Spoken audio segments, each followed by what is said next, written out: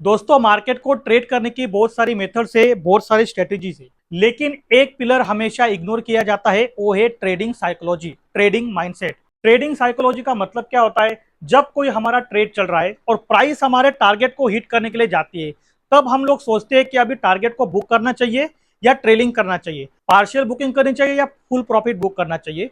तो ऐसे हम लोग सोचते रहते हैं। और जब प्राइस रिवर्स चलता है, प्राइस जब पलटी मारता है, तब हम लोग सोचते हैं कि स्टॉप लॉस पे मुझे निकल जाना चाहिए या खुद को और एक चांस देना चाहिए। ये सारी thought process during the trade हमारी चलती रहती है। बिकॉज जब हम ट्रेड से बाहर होते हैं तो हम लोग अनबायस होते हैं, और जैसे हम लोग ट्रेड लेते हैं तो हम लोग टोटली बायस हो जाते हैं। बहुत सारे थॉट्स हमारे दिमाग में चलती रहती है। जैसे कैंडल बनती है लाइव मार्केट में, तो हमारे बहुत सारे थॉट्स दिमाग में आते रहते हैं, तो क्या करना चाहिए मुझे। तो ट्रेडिंग माइंडसेट को सेट कैसे करना है, ट्रेडिंग साइकोलॉजी को इंप्रूव कैसे करना है, क्या होती है ट्रेडिंग साइकोलॉजी, ये हम लोग आज के वीडियो में डिस्कस करेंगे। यस, मेरा नाम है राहुल ठाकरे और मैं आप सभी का आपके अपने चैनल चार्ट चर्चा के ऊपर स्वागत करता हूं। आज के इस वीडियो में हम लोग डिस्कस करेंगे ट्रेडिंग साइकोलॉजी के कुछ इंपॉर्टेंट पॉइंट्स, जिससे आपका एक ट्रेडिंग माइंडसेट सेट हो जाएगा। चलिए हम लोग मिलकर समझते हैं कि ट्रेडिंग साइकोलॉजी होती क्या है।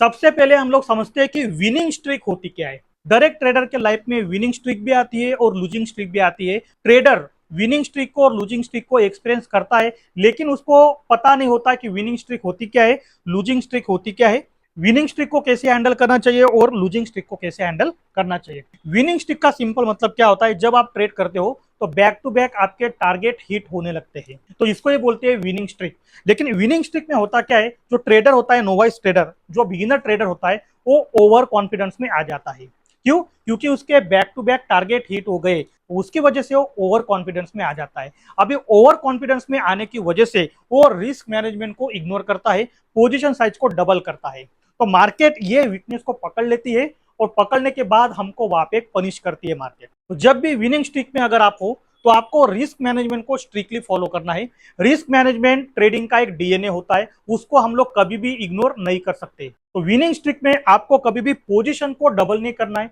कन्विक्शन के बेसिस पे या फिर गट फीलिंग के बेसिस पे पोजीशन आपको नहीं लेना है। आपके जो भी ट्रेडिंग रूल्स है उसको आपको डबल करना है, मतलब रूल्स को आपको स्ट्रिक्टली फॉलो करना होता है विनिंग स्ट्रिक में। विनिंग स्ट्रिक को समझने के बाद हम लोग समझेंगे कि लूजिंग स्ट्रिक होती क्या है। लूजिंग स्ट्रिक का मतलब क्या होता है? बैक टू बैक आपके स्टॉप लॉसेस हिट होते हैं। आपको ट्रेडिंग स्ट्रेटेजी भी पता है, ट्रेडिंग मेथड्स भी आपको पता है, बहुत दिनों से आप ट्रेड भी कर रहे हो, लेकिन प्राइस किसी एक ट्रेडर के साइकोलॉजी से नहीं चलता।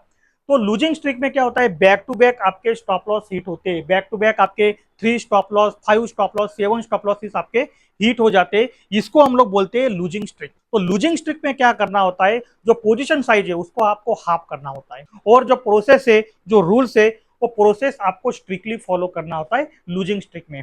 दोस्तों ध्यान देना, लूजिंग स्ट्रिक कभी भी हमको तोड़ने नहीं आती, लूजिंग स्ट्रिक हमको निखारने आती है। एक पॉइंट यहाँ पे ध्यान में रखना कि विनिंग स्ट्रिक में आपको ओवर कॉन्फिडेंस नहीं होना है, और लूजिंग स्ट्रिक में आपको पोजीशन साइज डबल नहीं करना है। इन दोनों फेज को आपको मैनेज करके चलना पड़ेगा, लूजिंग स्ट्रिक और विनिंग स्ट्रिक। दोस्तों अभी क्वेश्चन आता है कि मार्केट हमको कब रिवॉर्ड देगा, मार्केट से हम लोग कब प्रॉफिट करना स्टार्ट करेंगे। तो सिंपल इसका आंसर रहा कि मार्केट में जब भी आप ट्रेड करने के लिए आते हो, भले आप इंट्राडे ट्रेडिंग करते हो, भले आप स्विंग ट्रेडिंग करते हो, डजंट मैटर, मार्केट में हमको इमोशनल डिसिप्लिन बनाए रखना होता है। इसका मतलब क्या है?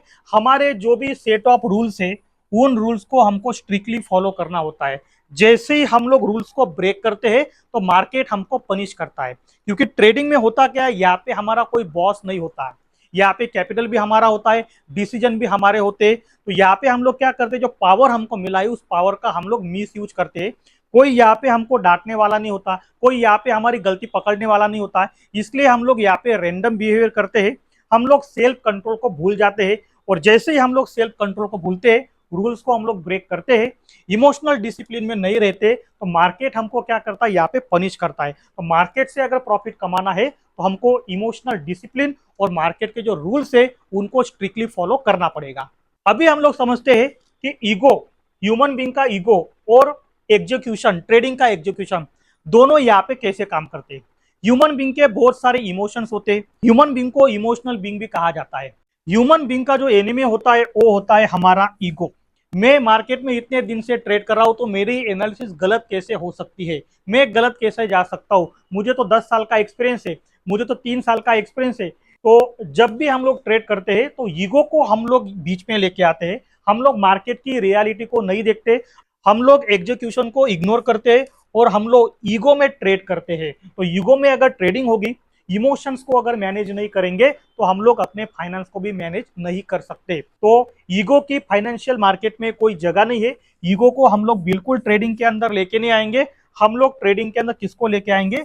एग्जीक्यूशन को।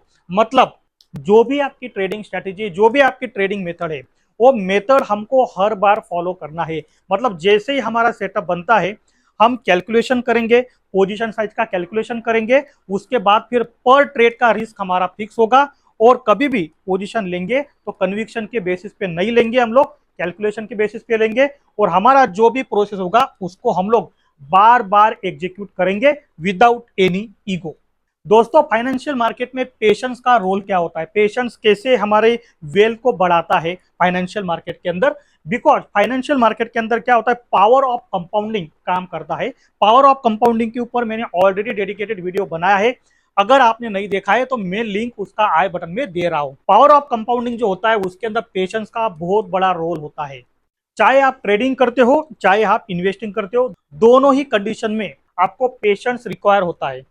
वॉरेन बफेट ने कहा है कि आपके पास भले कितना भी टैलेंट हो, कितना भी एफर्ट हो, लेकिन कुछ चीजें ऐसी होती है जो टाइम लेती है। तो फाइनेंशियल मार्केट में जब आप वेल्थ क्रिएट करने का आपका गोल होता है तो आपकी वेल्थ जरूर बनेगी, लेकिन आपको यहाँ पे टाइम देना पड़ेगा, समय देना पड़ेगा। इसलिए पेशेंस एक इनहेरिएंट प्रॉपर्टी होती है हमारी, कि हमको पेशेंस तो रखना पड़ेगा। पेशेंस किसके लिए रखना पड़ेगा? जो स्मॉल कैप कंपनी है वो बनेगी mid cap, mid cap company है जो बनेगी लार्ज कैप। ये जो सारा फेज होता है, small cap to mid cap to large cap, तो यहाँ पे हमारे पास पेशेंस होना चाहिए, तभी हम लोग वेल्थ को कंपाउंड कर पाएंगे। यहाँ पे अगर कोई इन्वेस्टर है, कोई ट्रेडर है, इम्पेशेंट हो जाता है, ओवर ग्रीडी हो जाता है, तो मार्केट यहाँ पे पनिश करता है। तो वेल्थ बिल्डिंग में पेशेंस का जो इंपॉर्टेंस है वो सबसे ज्यादा होता है। जब भी फाइनेंशियल मार्केट की बात आती है तो हम लोग कभी भी गारंटी, वारंटी के ऊपर कभी हम लोग फोकस नहीं करते, हम लोग फोकस करते हैं प्रोबेबिलिटी के ऊपर। मतलब जब भी आपको सोचना होगा, जब भी आप कोई ट्रेड लेते हो, तो आपका जो दिमाग है, आपका जो माइंड है, वो हमेशा प्रोबेबिलिटी के मोड के ऊपर होना चाहिए। कभी भी आपको अंदर से ऐसा फील नहीं होना चाहिए कि जो मैं ट्रेड ले रहा हूं वो 100% राइट जाएगा। ये थॉट प्रोसेस आपकी बिल्कुल नहीं होनी चाहिए, क्योंकि लास्ट ट्रेड जो आपने लिया होगा उसके ऊपर आपको मान लो प्रॉफिट हुआ है और सेम सेटअप अभी बना है और वहां पे आप लोग ट्रेड ले रहे हो और आप ऐसा एज्यूम करोगे कि लास्ट टाइम मुझे ये सेटअप के ऊपर प्रॉफिट हुआ था, अब की बार भी मुझे इस सेटअप के ऊपर प्रॉफिट होगा। ये टोटली आपका रॉन्ग होता है, because every trade is an independent event. जो पिछला ट्रेड था और अभी का ट्रेड है, दोनों का आपस में रिलेशन कुछ भी नहीं होता। मतलब मार्केट में जो मूवमेंट आती है, जो चाल आती है, वो एक यूनिक होती है। और मार्केट जो होता है कोई सिंगल पर्सन की साइकोलॉजी से नहीं, बल्कि लाखों ट्रेडर्स की साइकोलॉजी से मिलके ये प्राइस चलता है। तो आपका दिमाग हमेशा प्रोबेबिलिटी के मोड के ऊपर शिफ्ट होना चाहिए, ना कि गारंटी के ऊपर शिफ्ट होना चाहिए कि 100% गारंटी है कि मेरे फेवर में ही जाएगा। तो trading is the game of probability. तो अगर आपको संभावना चेक करनी होती है तो आपको उतनी ज्यादा सैंपल साइज चाहिए। तो कभी भी आप सोचो तो आप कभी सिंगल ट्रेड के बारे में मत सोचो, आप सीरीज में सोचो कि 50 ट्रेड मैंने लिए तो क्या मैं यहाँ पे प्रॉफिटेबल हूँ, मैंने 100 ट्रेड लिए क्या मैं यहाँ पे प्रॉफिटेबल हूँ। तो आपको हमेशा सीरीज के बारे में सोचना होता है, सिंगल ट्रेड के बारे में हम लोग नहीं सोचेंगे। जैसे रियल लाइफ में हमारा इंश्योरेंस होता है, मेडिक्लेम, हेल्थ इंश्योरेंस, वैसे ही फाइनेंशियल मार्केट में इंश्योरेंस हमारा होता है रिस्क मैनेजमेंट। रिस्क मैनेजमेंट को बहुत सारे ट्रेडर्स इग्नोर करते हैं, रिस्क को जाने बिना ही हम लोग ट्रेड ले लेते हैं। तो रिस्क मैनेजमेंट जो होता है आपको ध्यान में रखना है, रिस्क मैनेजमेंट ट्रेडिंग का डीएनए होता है। इसको आप कभी भी इग्नोर नहीं कर सकते, चाहे आप बिगिनर हो चाहे आप एक्सपीरियंस हो। रिस्क मैनेजमेंट को फॉलो करना हमारा सबसे पहला धर्म होता है। जो भी प्रो ट्रेडर्स होते हैं वो पर ट्रेड में उनका रिस्क होता है 1 to 2% पर ट्रेड। एक ट्रेड के अंदर उनका रिस्क कितना होता है? 1 to 2%। For example trading capital है हमारा 1 लाख और मुझे एक ट्रेड लेना है, तो एक ट्रेड के अंदर मेरा जो रिस्क होना चाहिए ट्रेडिंग कैपिटल का 1% से लेके 2%, मतलब 1000 to 2000 मेरा रिस्क होना चाहिए पर ट्रेड के अंदर।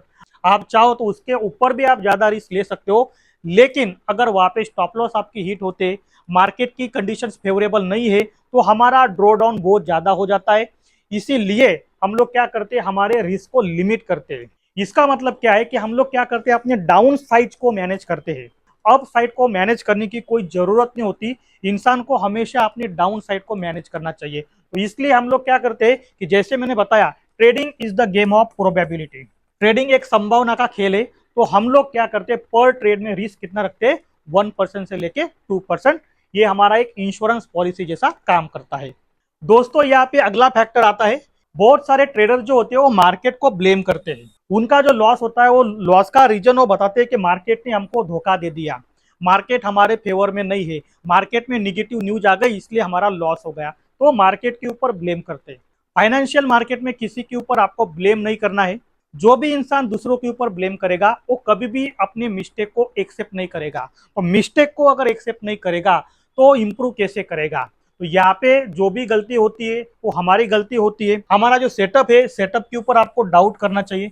कभी भी मार्केट के ऊपर हमको डाउट नहीं करना है। Market is always right, market is supreme. Market के ऊपर कोई भी नहीं है, मार्केट हमेशा राइट होता है। रॉन्ग कौन होता है, रॉन्ग हम लोग होते, हमारे ओपिनियंस होते हैं। मार्केट तो हमेशा राइट है। मार्केट ना आपका दोस्त है ना आपका दुश्मन है, वो ना आपके फेवर में है ना वो अपने अगेंस्ट है। मार्केट एक न्यूट्रल इवेंट है। दोस्तों मार्केट में जो सबसे बड़ा लॉस होता है वो लॉस की एक वजह और होती है जिसको हम लोग बोलते हैं पोजीशन साइज। पोजीशन साइज का मतलब क्या होता है, क्वांटिटी। जब कभी आपने ट्रेड लिया है तो उस ट्रेड में आपने कितनी क्वांटिटी ली है। यहाँ पे होता क्या है, बहुत सारे लोग अपने कन्विक्शन, अपनी गट फीलिंग के बेसिस पे यहाँ पे पोजीशन बना लेते हैं। तो पोजीशन साइज को हमेशा रिस्क से डिसाइड करने के बाद ही, कैलकुलेशन करने के बाद ही पोजीशन साइज हम लोग लेते हैं। पोजीशन साइज को आप ऐसे समझ सकते हो कि वो एक स्पीड होती है।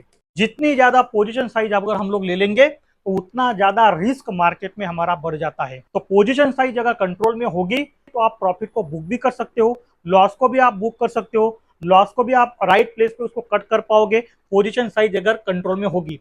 पोजीशन साइज अगर बहुत ज्यादा होगी तो उसकी वजह से क्या होगा, हमारा दिमाग अनकंफर्टेबल हो जाएगा। उस ट्रेड में हमारी साइकोलॉजी भी खराब हो जाती है और हम लोग रेंडमली कहीं पर भी निकल जाते हैं। तो पोजीशन साइज हमेशा कैलकुलेटेड होनी चाहिए और इसके ऊपर बेज होनी चाहिए। तब जाके हम लोग पोजीशन साइज एक क्वांटिटी वहां पे हम लोग सेट करेंगे। जैसे मैंने बताया, पर ट्रेड में कितना रिस्क होना चाहिए, 1 to 2% जितना रिस्क होना चाहिए, तो उतना पोजीशन साइज हम लोग मार्केट में रखेंगे। दोस्तों एक चीज आपको ध्यान में रखनी है, हर ट्रेड डिस्पोजेबल होता है। क्या मतलब हुआ उसका, हर ट्रेड डिस्पोजेबल होता है मतलब कोई ट्रेड अगर आपने लिया, उससे टारगेट मिला तो आप बाहर निकल जाओ, उसमें अगर स्टॉप लॉस हिट हुआ तब भी आपको बाहर निकलना है।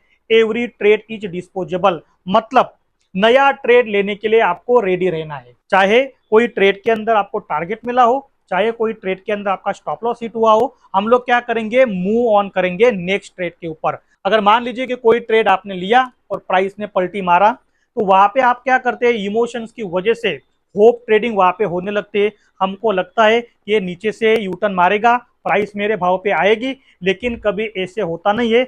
लूजिंग पोजीशन में बैठने से क्या होता है, हमारे लॉसेस बढ़ जाते हैं। तो ऐसे खराब ट्रेड से जब हम लोग बाहर निकलेंगे तभी हमको एक नया ट्रेड मिल पाएगा। तो कभी भी आपको कोई सिंगल ट्रेड के साथ कोई इमोशनल अटैचमेंट नहीं रखना है। तो आपको एक ही ध्यान में रखना है, हर ट्रेड मेरे लिए क्या होगा, डिस्पोजेबल होगा। चाहे उसके अंदर मुझे स्टॉप लॉस मिले, चाहे टारगेट मिले, मेरा रिस्क यहाँ पे कंट्रोल में है, पोजीशन साइज मेरी कंट्रोल में है, मैं टारगेट के लिए भी रेडी हूँ, मैं स्टॉप लॉस के लिए भी रेडी हूँ और नेक्स्ट ट्रेड के ऊपर मैं मूव ऑन करूंगा। ये आपकी सोच होनी चाहिए। फिर से मैं बोल रहा हूँ, every trade is disposable event. दोस्तों आई होप आपको आज के वीडियो में ट्रेडिंग साइकोलॉजी के बारे में आपको समझ में आया होगा। ये वीडियो अगर आपको अच्छा लगता है तो इस वीडियो को आप लाइक करो, आपके फ्रेंड्स और फैमिली के साथ शेयर करो। चार्ट चर्चा पे नए हो तो चैनल को सब्सक्राइब करो। बिकॉज आप वीडियो देखते भी हो, लाइक भी करते हो, लेकिन आप सब्सक्राइब करना भूल जाते हो। बिल्कुल फ्री में है, अभी आप चैनल को सब्सक्राइब कर लीजिए। मिलते हैं हम लोग नेक्स्ट वीडियो में।